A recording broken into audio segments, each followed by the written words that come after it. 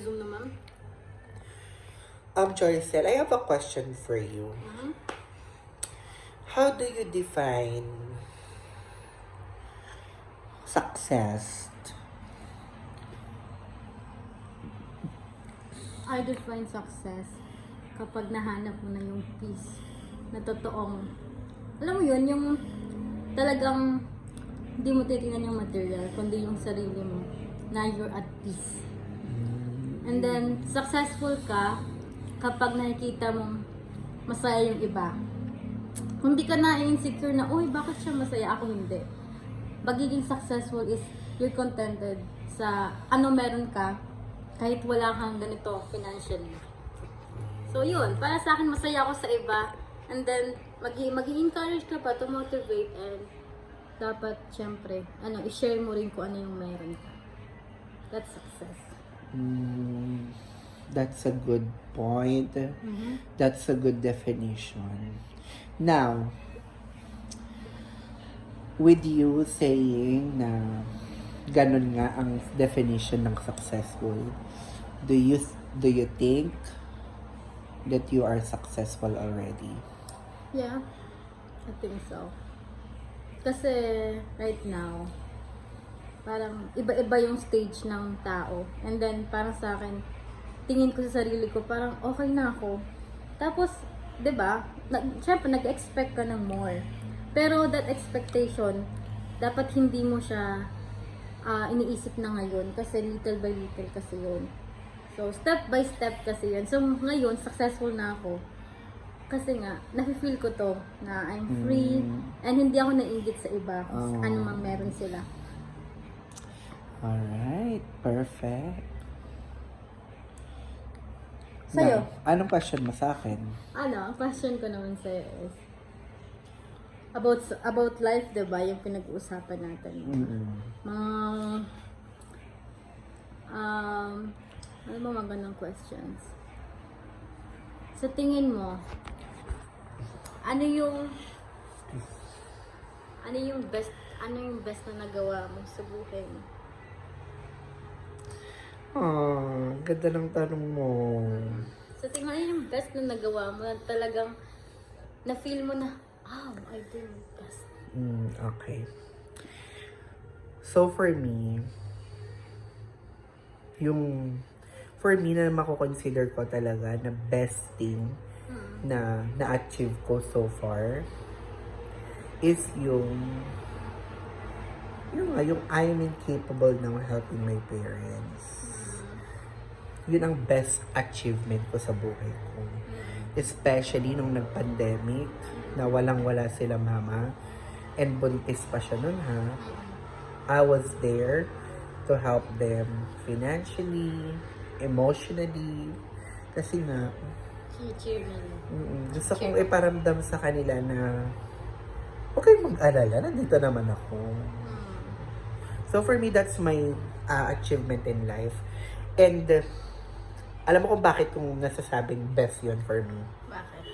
Kasi at this point in my life, kaya ko nang sabihin sa ibang tao na may napatunayan na ako sa magulang ko. Yun. Wow. Kasi, sabi ko, if one day, mamatay na ako, masasabi ko na nagawa ko na yung part ko na maybe hindi man ganun kalaki sobra, pero at least napatunayan ko sa magulang ko na I'm still here, na tinutulungan ko sila. Na pag namatay ako, I'm at peace. Yeah. Kasi kahit papaano, may napatunayan na ako sa kanila. So yun yung actually sinasabi ko sa partner ko. Na tanungin mo nga yung sarili mo. Na ano na ba kasi nagawa mo sa buhay mo at bakit hanggang ngayon question mo pa rin yung worth mo. 'Di ba? Kasi question niya kasi yung worth niya na parang wala pa daw nangyayari sa buhay niya. Bakit parang paulit-ulit lang? Bakit laging ganun? Yun nga. So as the partner, dahil ako ang partner niya, tinatry kong bigyan siya ng wisdom na wag dapat ganun yung mindset mo. Kasi every little detail na naitulong mo sa pamilya mo, be grateful. Yeah. Diba? Be grateful. I think sila din is grateful sa kanya. Oo. Be Pero hindi niya grateful. feel, parang kulang pa. Alam mo yung feeling niya, Mm. it's not enough. Parang kailangan ko pa ng mas bigger. Yun ang sabi ko sa kanya, hindi naman kita nililimitahan. Mhm. Hindi ko naman sinasabi na itigil mo ng tulungan yung pamilya mo kasi okay na yung itulong mo. No, I don't meant that. Ang gusto kong masabi is, dapat, at this point of your life, hindi man ganun, dapat marunong ka nang tanggapin sa sarili mo na yung mga naibigay mo is considered tulong na yun. Mhm. Ang pagiging successful kasi hindi naman always lagi about sa pera. Kaya if you will be asking me the same question kung how do I define success is somehow related sa sinabi mo.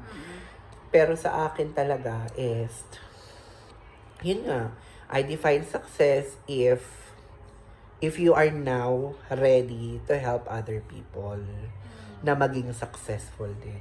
Wow. Di ba? Kasi, how can you help someone kung sa sarili mo, hindi sa tingin mo, hindi ka pa successful? Di ba? Hindi mo din sila manilift up. Oo, sa hindi- sarili mo. di ba? You're feeling down. Parang, sige, sama-sama tayo sa baba. Wala akong aangat. Parang ganun. Di ba? So, successful ka kapag ikaw, sa sarili mo, masasabi mo nang handa ka na rin tumulong sa ibang tao. And that's success. Wow. Di ba? Clap. So, ayun. So, dapat, guys, sige. What's your one message to the world? Tell the world. Tell the world that you can make a difference. Diba? Everyone na even though nasa taas ka man o baba, dapat we need to think na, ay, successful na siya. I cannot reach that. Dapat nandun ka pa rin na you can make it even though nandito ka pa is, yun nga, you still be grateful. Yun. Grateful lang talaga dapat every Day. single day. Yun lang. How about you? Ako, sana matanggal na to. So, ako talaga, for me, my message to the world is,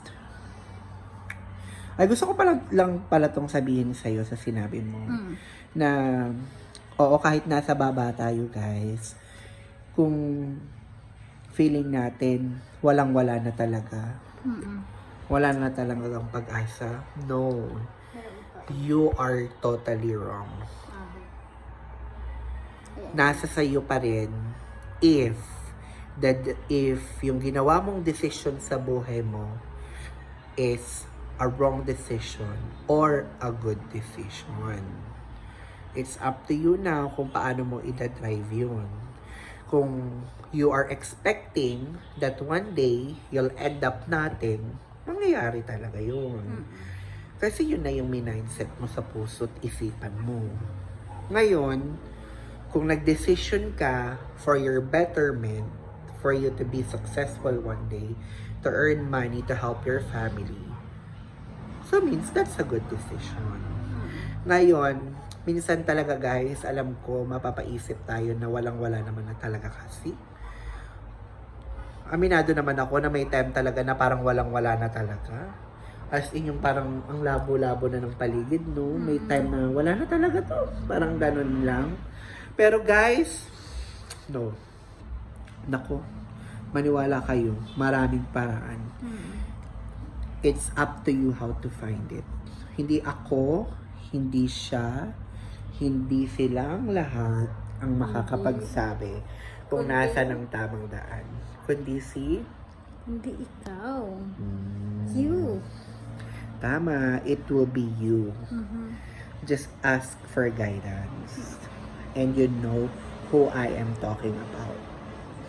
Okay? You can make it. Fighting.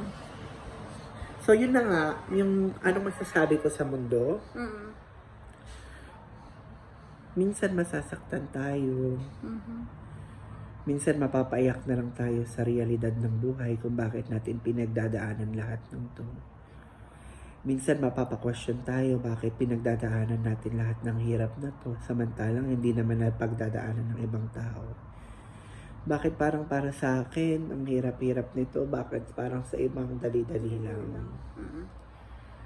I know how it's painful it is. Pero umasa na lang talaga tayo na everything happens for a reason. Hindi naman tayo bibigyan ng problemang hindi natin kaya. Kaya ang mindset ko talaga kapag may problema ako, matatapos din to. Just like toothache. Minsan, masakit ngipin mo.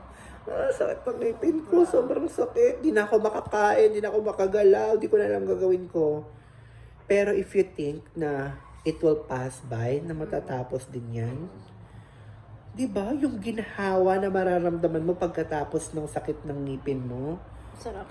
masarap sa feeling yun.